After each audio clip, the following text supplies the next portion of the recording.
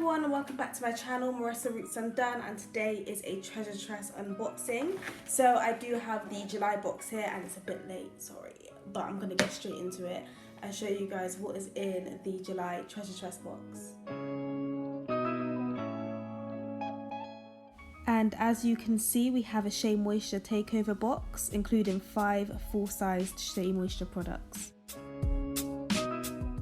So as you guys know, Treasure Tress always give us a little insert which tells us about the products and how to use them if you're not sure.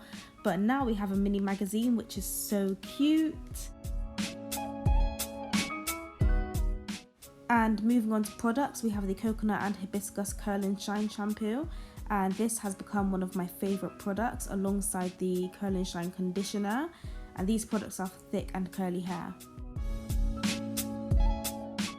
We then have the Coconut and Hibiscus Curl Enhancing Smoothie, which is also one of my favourite products.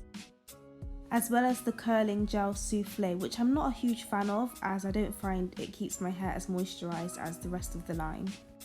And switching it up, we have the African Water Mint and Ginger Detox Body Lotion, which is really refreshing in these summer months.